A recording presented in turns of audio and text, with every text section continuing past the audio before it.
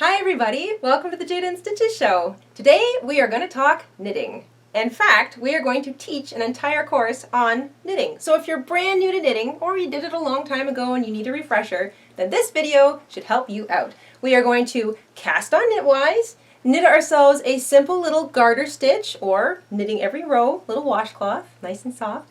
And then we are going to cast off knitwise, and you'll have yourself a simple, useful little project at the end. So, you want to use cotton yarn for this because you can toss it in the washing machine when you're ready to give it a cleanse, and it washes well because it's cotton. And you also want a pair of knitting needles. And today I'm using 5.5mm knitting needles, but you can use 5mm or 6mm, whatever's you've got lying around, but something around that size. And that's all you need to get started. So grab a ball of yarn, grab your knitting needles, let's head to the craft table, and we're going to knit ourselves a little project. I'm using a worsted weight cotton yarn, 4-ply, a pair of scissors, a yarn needle, and I've chosen to use a 5.5mm pair of knitting needles. They can be any length you like.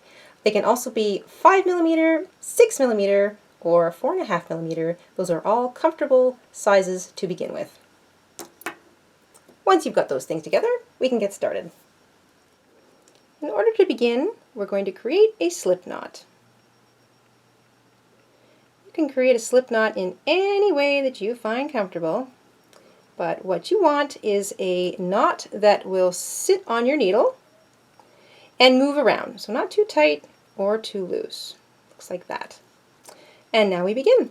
This becomes needle number 1. It sits in your left hand.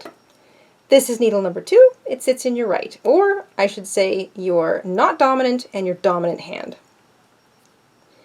You take needle number 2, or the empty one, and you pass it through that loop that's sitting on the other needle from front to back. So we're going to go through the loop, and that needle sits underneath the first one.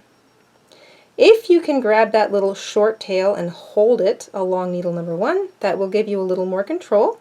And if you're using long needles like I am and you're terribly new to knitting, you can jam them into your tummy and hold them there with your elbows, and that will give you a little more control. See how now I can handle both of my long needles with one hand? That'll give you a little more control as you start trying to manage your needles. So you've passed needle number 2 through the loop, take your yarn, and wrap it around the bottom needle. So we're just working needle number 2. There, do you hear that little click? That's me pulling my yarn back through the middle. So it's between the two needles. You can see that right there. And now we're going to knit, or cast on, I should say.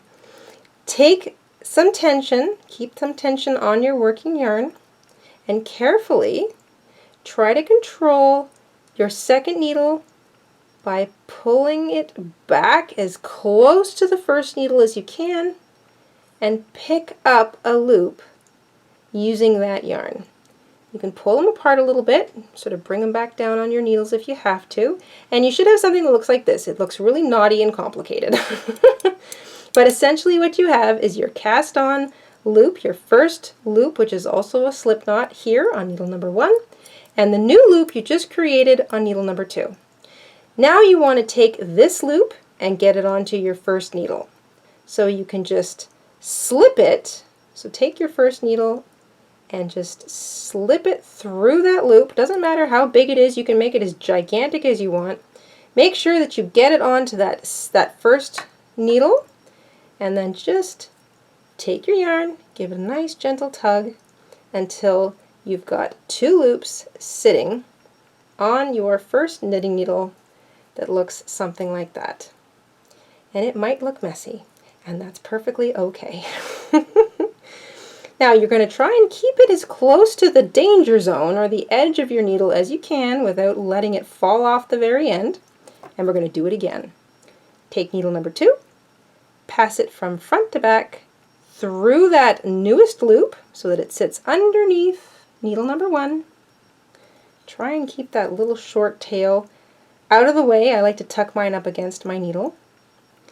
Take your long working yarn, wrap it around the bottom needle, boink, so it snaps back between the two needles. It's now between them both. Keep some tension on that yarn. If you have to work closer to the edge, you can. And then just try to keep your second needle as close to your first as you can as you pick up a loop on your needle. It should look something like this. And then you take that loop, pass it back onto the first, and just stick your needle through that loop any way you find comfortable. Get your second needle out of the road and just tug on your yarn a little bit. Not too much. You want to make sure that you can still move your loops around on your needle. A very common thing that beginner knitters tend to do is to make everything really, really tight, which becomes problematic once you get to your second and third rows. So try to just take your time, be patient, be calm. This isn't a race. And make sure that your loops can maneuver around on your needle. So let's do another one.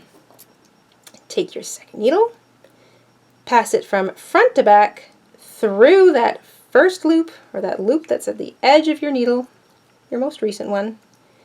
Take your yarn, wrap it around the bottom one, snaps back. You can see it's come between the two. And then you're going to want to keep some tension on that yarn as you pull back with your second needle to put a loop on it, just like that. And then you can make it as big as you need to and just slip your first needle through it, get your second needle out of the way, and pull back on your yarn. And now you've done 4. Let's do one more together. Needle number 2. Get your work to the near the end. Passes through the most recent or the closest to the end of your needle underneath. Wrap your yarn around. Pull back so that it comes between both needles. Keep a little tension on that yarn and try to control your needle as you bring it back to put a loop on it, just like that. There. Pass it on to your first needle. Get needle number 2 out of the way and pull back on your yarn. This is going to take a little bit of getting used to. It's an entirely new kind of dexterity if you've never done any kind of knitting before, so be patient with yourself. It's okay. There. That's 5 cast on stitches. In order to do a little sampler, we're going to cast on a total of 20. So you can continue casting on knitwise until you have 20 stitches sitting on your knitting needle.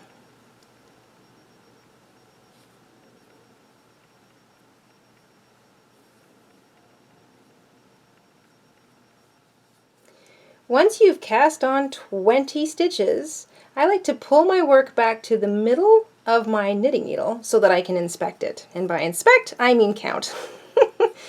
You want to make sure that you've got 20 and the number of stitches you have cast onto your knitting needle in your cast on row should be the very same number that you will have all the way to the end of your sampler project. So we have 20. Make sure you count every single individual one. Your first loop, which was also a slip knot, counts. So you count that as number 1 and you count them all to the end. You should have 20. And I know this looks very tight and small, but don't worry, it's going to stretch quite a bit. So don't be fooled. Now, this becomes needle number 1. So all of the new cast on loops are sitting on needle number 1. You're going to make sure that you move your work as close to the end as you can without letting it fall off. And you can keep your entire mitt wrapped around it if you want. That's to help keep it under control. Just make sure that the last loop is freed up because we're going to start working that now. And this is how we knit. So you take needle number 2, which is your empty needle, pass it from front to back underneath needle number 1. This should look fairly familiar. Take your yarn, wrap it around the bottom needle, keep some tension on it, pull up a new loop on needle number 2, and now you're going to let that knit stitch just fall off needle number 1. So now you'll have 19 loops on needle number 1 and 1 loop on needle number 2. Let's do it again. So we're going to try and get our work close to the end of our needles. You take needle number 2, pass it through the most sort of the loop closest to the end, so the next loop, front to back. Take your yarn, wrap it around the bottom needle, which is needle number 2. Pull it back so it still comes between them both. Keep some tension on that yarn. Pick up a loop on your knitting needle, and then just let that knit stitch fall off needle number 1. So that's the difference. I know it's going to take a little getting used to, but you can see that you've now knit 2 stitches. You've got 2 new stitches over here. If your loops are big and loose and you've got some that are tight and some that are small, don't be frustrated. This is your first time knitting something and it's not going to be perfect. Plus, the first rows of things are often rather awkward looking, so don't worry about it. Let's do another stitch, shall we? Take needle number 2, pass it through the most recent loop, so the loop closest to the end, front to back. Take your yarn, wrap it around the bottom loop.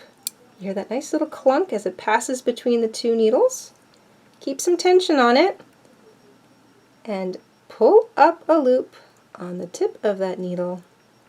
And then you can kind of squish all of your work to the end. Let that worked stitch just fall right off the end of needle number 1. And give a little tug on your yarn. Not too much, because remember you want these to move around your needle just as much as you want your other ones to move. So getting comfortable with stitch tension is part of this sampler. Let's knit another stitch. We take needle number 2. It goes from front to back through the next stitch. Take your yarn, wrap it around the bottom needle. It goes clunk between the 2 needles. You pick up a loop on needle number 2 and then just let that knit stitch fall off needle number 1. So you're not gaining, you're not losing, you should have the same number of stitches in total. It's just that these ones have been knit and these ones are waiting to be knit. We'll do one more together. Take needle number 2, pass it front to back through the next stitch. Take your yarn, wrap it around the bottom needle, pull the yarn back so that it comes between your 2 needles. Keep some tension on it. Pick up a loop using the tip of your second needle, and then just let that knit stitch fall off needle number 1. And there you go. Now we've knit 5 together. Alright, I'm going to let you continue to steadily knit the rest of the stitches that are sitting on your first needle. And when you get to the end of row 2, you should still have 20 stitches, but they will all be knit. As you near the end of row 2, remember it's good to keep control of that little short tail from the very beginning, because it'll help keep control of the loops that are left on needle number 1, so they don't go willy-nilly and want to fall off the end. You've got one last stitch to knit, so like the rest, pass needle number 2 front to back through that loop, wrap the yarn around the bottom needle, pull up a loop, and then you can just take your needle out of the last stitch, pull your work down to the middle of your needle, and you might see that yours looks something like this. So it's all wrapped around your needle, because that does tend to happen when you're busy working and your hands are on it. Just take a moment and untwist it. Make sure that your yarn and all your little tails are sort of hanging to the bottom, and you can get a look at all the little stitches you've knit. Now it doesn't look like much yet, but that's because we've only knit 1 row. The most important thing here, doesn't matter if they're loose or crazy or they all look different, the most important thing is that you still have 20 loops or 20 stitches on your needle. If you still have 20, then you're doing something right. It doesn't matter how it looks. This now becomes your first needle. So pass it back to your not dominant hand. Try to get your work close to the end, but not too close so that it wants to fall off. You can wrap your whole mitt around it like this to help keep control on it. Maybe tuck that little string up against it. And we're going to begin to knit all over again. So we take needle number 2. We pass it through the first stitch front to back so that it sits underneath. Yarn wraps around the bottom needle, comes back. we pull up a new loop on the next needle and then let that knit stitch just fall off the end. So now you have 19 stitches on this side and 1 stitch on your new needle. Let's do another one. Needle goes from front to back, wrap yarn around like that, pull up a loop on your knitting needle and let that knit stitch just fall off knitting needle number 1. And as your work passes from your first needle to your second needle, you can just let that little string go with it. So we'll do another one. Front to back, yarn wraps around the bottom needle, you pick up a loop on your second needle, the knit stitch can fall off the end of the first needle, and now you've knit 3. There you go. So that's all there is to knitting. You can knit the rest of the stitches in your second row, and when you get to the end of row 2, you should have 20 stitches on your needle.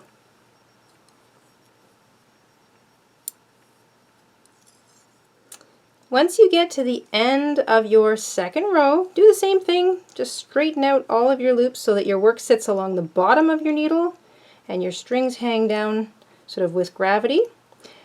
You're going to have one string at one end and one at the other, because obviously every single time you knit a row you're going back and forth like an old-fashioned typewriter. But that is 2 rows knit. And we're going to get a few more rows knit before I show you how you can easily count them. But since this is a sampler project, you really don't have to worry about row counting. I'll show you what it looks like near the end, but I just want you to practice your knit stitch for now. So you're going to put this back in your non-dominant hand, wrap your mitt around your work, get it close to the end of your needle, grab knitting needle number 2, and start knitting all over again. Needle number 2 goes front to back through the loop.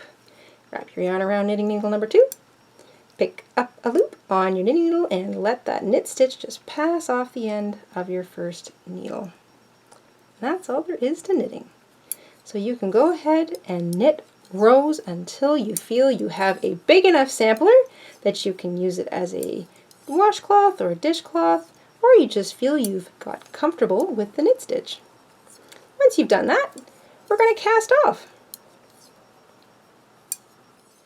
Alright, I went ahead and I wound up knitting 32 rows. I just sort of got carried away. I like the sort of squarish effect that I got here, and it winds up being 32 rows. Now how do I know that? Well, when you're counting this particular pattern, so if you knit every single row, you get a pattern that is called the garter stitch. It's got that nice ripply effect on it. You see these little bumps every other row?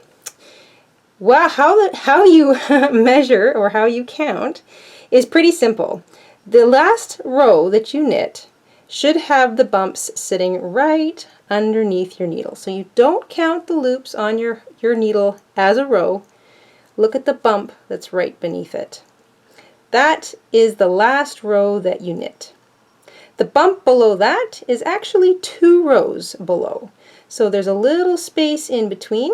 So bump, flat space, bump, flat space, bump, flat space, and so on.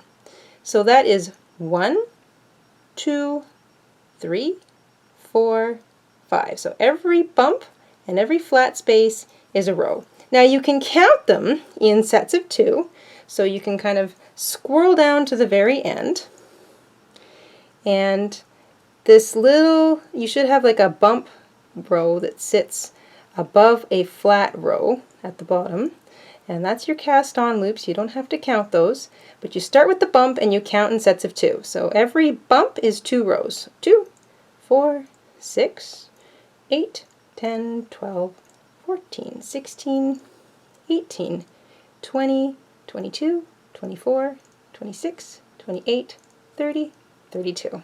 32 rows. If you stretch it out, you can really see that flat in between row separated by the bumps, and that's how you count the garter stitch. Once you're done, you're ready to cast off. And this is how we cast off knitwise. Put your work in your non-dominant hand, in my case it's my left, take your other knitting needle and knit the first stitch.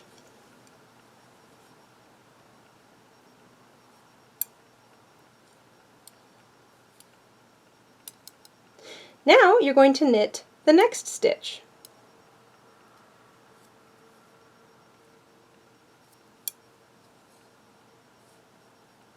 You should have 2 new knit stitches on your second, second needle, and this is how we cast off.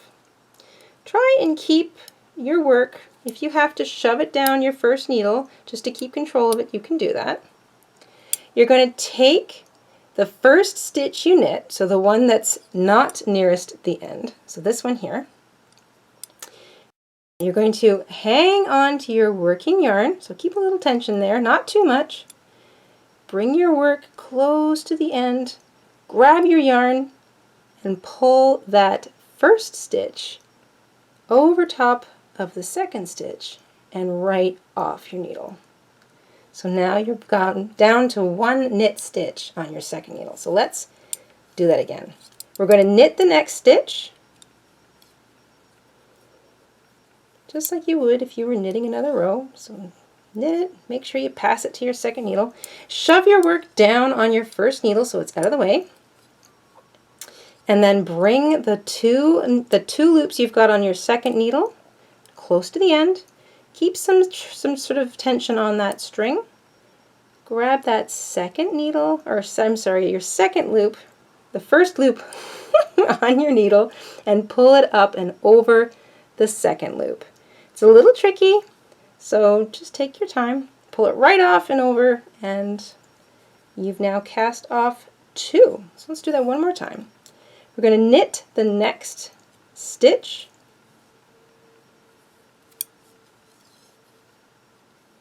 pull everything on your first needle back and out of the way, bring those 2 knit stitches close to the end of your needle. Keep some tension on that yarn, not too much. You don't really want to make this tight, but like I said, this is a beginner sampler, so you don't have to worry about it being perfect.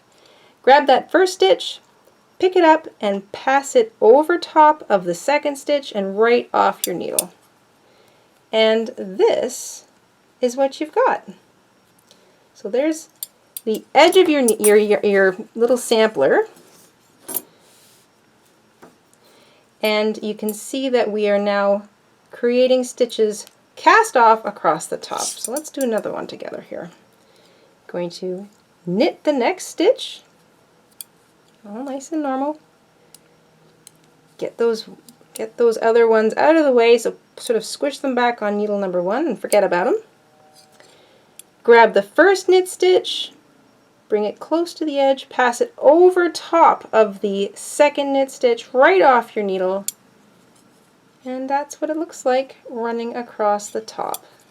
So that's your cast off stitches. We'll do another one here. Knit the next stitch, get those needles, sort of get that stuff out of the way so you can just focus on the 2 knit stitches that you're casting off. Pull the first one over top of the second one. Be careful not to let it fall off the edge of your needle, and you're left with 1. Knit the next stitch. If you find it helps to pick up that second, or that should say the first stitch with your needle and pull it up and over top of the first stitch, you can do that too, but that might be a little bit tricky. It is something you can keep in mind though when you get more comfortable with this particular procedure. So knit the next stitch, get your stitches out of the way, pull the first knit stitch over the second knit stitch and right off your needle. And you just continue that all the way to the end of your last row.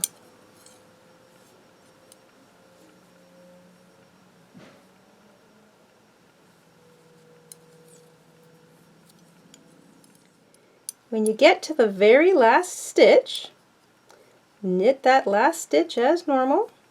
And this is sort of a little easier. You can get that first needle out of the way now. Same thing, you want to keep some control, some tension on that string. pass the first stitch over the last stitch and off, and that leaves you with one loop left on your needle.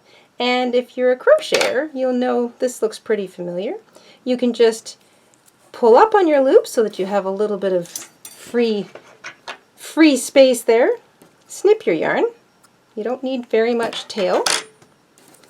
And then you take that yarn and you pass it back through that loop, so backwards, so that you can create a knot. And there you go. Now, if your cast off row is a little on the tight side, don't panic, because that's very, very common when you're first getting used to knitting.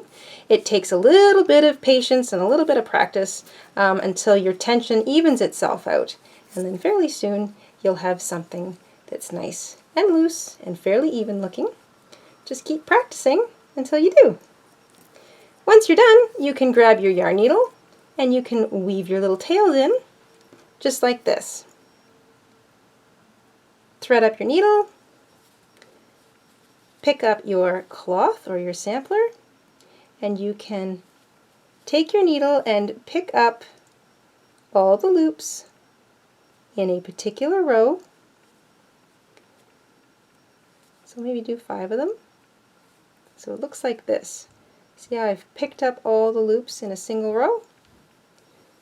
Pull that string through it. Try not to make it too tight. And then you can switch it around and double back on them if you like. And that will pretty much lock your yarn in place. Try not to make it too tight, and if you've got anything left on the end, you can just snip it off.